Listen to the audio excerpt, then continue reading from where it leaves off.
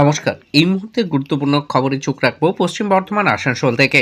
শনিবার আসানসোল লোকসভা কেন্দ্রের আসানসোল দক্ষিণ বিধানসভার অন্তর্গত দামোদর নদীর বুকে অস্থায়ী কাঠের সেতু সহ এলাকা পরিদর্শন করেন কেন্দ্রীয় পোর্ট ও শিপিং মন্ত্রণালয় দপ্তরের আধিকারিক নবীন কুমার। বিজেপি বিধায়ক ও রাজ্য বিজেপি সভানেত্রী অগ্নিমিত্রা পলের নেতৃত্বে কেন্দ্রীয় পর্যবেক্ষক দলের এই পরিদর্শনের মূল উদ্দেশ্য দামোদরের বুকে জেটি ঘাট নির্মাণ। যদিও দীর্ঘদিন ধরে ওই এলাকায় একটি স্থায়ী সেতু দাবি রয়েছে, রাজ্য সরকারের পক্ষ থেকে দেখে প্রথমে ওই সেতু গড়ে দেওয়ার প্রতিশ্রুতি দেওয়া হলেও পরবর্তী ক্ষেত্রে কোনো অহেতুক কারণে তা এখনো পর্যন্ত অধরায় থেকে যায়।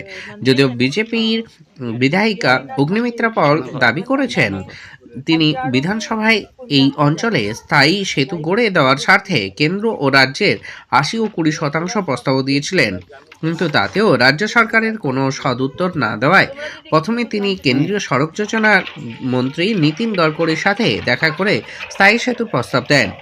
কিন্তু জাতীয় সড়কের থেকে দামোদরের দূরত্ব বেশি হওয়ায় তা ওই দপ্তরের পক্ষ থেকে বাতিল করা হয়। শেষে অগ্নিমিত্রা পাওয়ার স্থানীয় মানুষের যাতায়াতের সুবিধার্থের জন্য পোর্ট ও শিপিং দপ্তরের মন্ত্রী সর্বানন্দ সোনোয়ালের সাথে দেখা করেন ও দামোদরের বুকে এই অঞ্চলে জেটি নির্মাণের প্রস্তাব দেন। সেই প্রস্তাব অনুসারে এদিন কেন্দ্রীয় পর্যবেক্ষকের দল এলাকা পরিদর্শনে আসেন। তিনি বলেন তারা এলাকা পরিদর্শন করেছেন, যদি নদীর ওই অংশে ল্যাটিটিউড এবং লংজিটিউড অনুযায়ী ইউনিয়ন অফ ইন্ডিয়া নথিভুক্ত থাকে তবে তারা জেটি ঘাট নির্মাণ করে দেবেন। এই সাথে সমস্ত শর্ত মেনে নদীর বুকে লঞ্চের ব্যবস্থা করে দেবেন। যদিও স্থানীয় তৃণমূল কাউন্সিলর অশোক রুদ্র বলেন বিজেপি বিধায়কের এই সবটাই রাজনৈতিক চমক। আগামী বছরের মধ্যে রাজ্যে বিধানসভার নির্বাচন, সেই দিকে তাকিয়েই তিনি ভোটের রাজনীতি করছেন। তৃণমূল থেকে স্থানীয় বাসিন্দারা সকলে স্থায়ী দেবু সেতুর দাবি জানাচ্ছে, যেখানে প্রথমে তিনি স্থায়ী সেতুর দাবি তুলে জেটি নির্মাণের প্রসঙ্গে এনেছেন, তাও কেন্দ্রীয় পর্যবেক্ষকের সাথে নিয়ে এসেছেন রাজ্য সরকারের সংশ্লিষ্ট দপ্তরকে না জানিয়ে। আসলে উনি বিয়ের অনুষ্ঠানে পাত্রপাত্রী ঠিক না করে বিয়ের মেনু কার্ড করছেন। আপডেট পাঁশকুড়া নিউজের জন্য বর্ধমান থেকে।